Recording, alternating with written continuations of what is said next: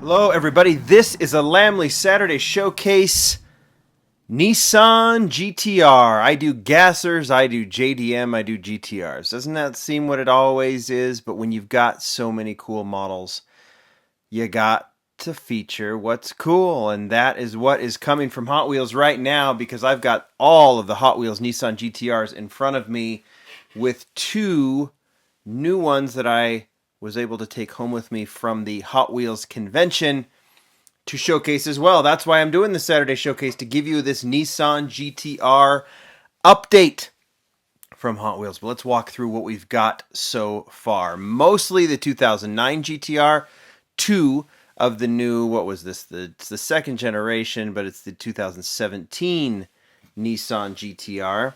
But let's walk through these first. We start with this one. This is the first edition from, I believe, 2009, maybe 2010, in this pearl white color with the dark 10-spoke wheels.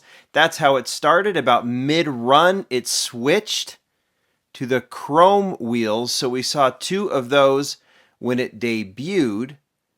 Then it was recolored that same year to red with the chrome 10-spoke. It seemed like the 10-spoke was what we went with most of the time. At least at the beginning, it made sense. That was the first year. The second year, it is reintroduced in silver, so recolored. Now, I'm imagining Nissan said, we want plain colors and we want the taillights done. And then in the design, I think this was designed by Jun Mai, the headlights are part of the window piece, so it made it so it always looked like it had the front and rear deco, and then just plain. I think it had those hood intakes were also always colored. So it was silver that year. I don't know if this is a recolor or another year. I can't remember. In black with the J5 wheels. I actually just found one of these at a hardware store a week ago. J5 wheels is what it was. Then there was a rare variation of that one that I have kept. I don't collect wheel variations anymore, but I have kept this one. This was only found in 10 packs in I only know of like 2 or 3 that were found. I made a trade for this one with the 10 spokes. Really like the jet black. But it just went up another notch when speed machines were introduced. So we had the black mainline, and then all of a sudden speed machines were introduced with the co-mold wheels. Full deco on this one. So side, top, rear, front, the whole thing. 2 of those in speed machines. We got to revisit speed machines again, although I don't have anything new, I don't think. I did a Saturday Showcase on the speed machines, didn't I? Then this burnt orange color that we've seen a lot. Now notice the spoiler is black. Notice all the other details on this one. The black one's my favorite. I think this burnt orange is pretty cool too. Then we went Fast and Furious. This particular one with the gray 10-spoke wheels was from the very first Fast and Furious mix that Hot Wheels did. Had a Mustang in there. I think at the R34. But anyway, that was from the first mix. We also saw one just recently, right? We'll get to that in a second. In between that, this casting slowed down. I don't think this was. We love the GTR, but I never thought this casting totally nailed the essence of the GTR. So then we saw this Gran Turismo. It's the first time we ever saw it in premium, if you don't count speed machines, because this one has a metal base and real riders on it. Can't stand those wheels, but I understand why they used them. Gran Turismo, that's an okay one, but with all that deco, I could care less. Then it's really been gone all of a sudden to re-emerge this year in Fast and Furious. Same replica from the first mix from Fast and Furious, only this one is a little bit more, I guess, a smoother, less metallic paint, or metal flake paint is the better word, and then the O5s, or the OH5 wheels on it.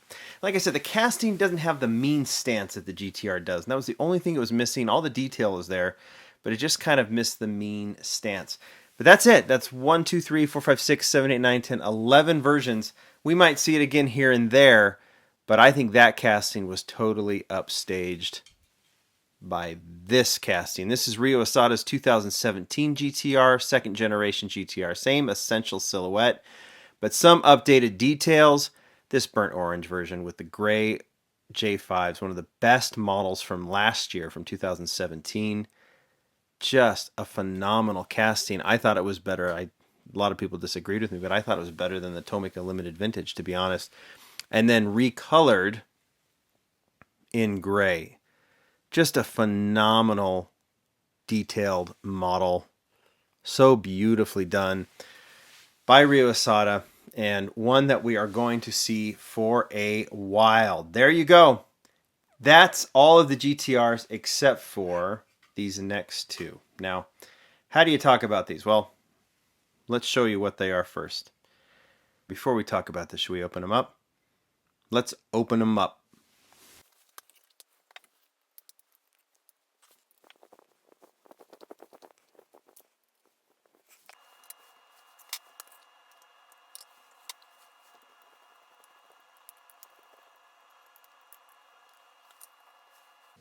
Okay, there they are. Let's have a look first at this one, the Tanner Fox model, the Guaczilla.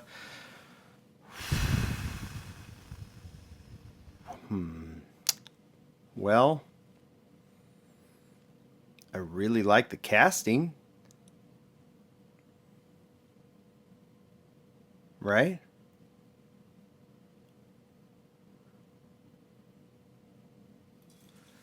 Moving on.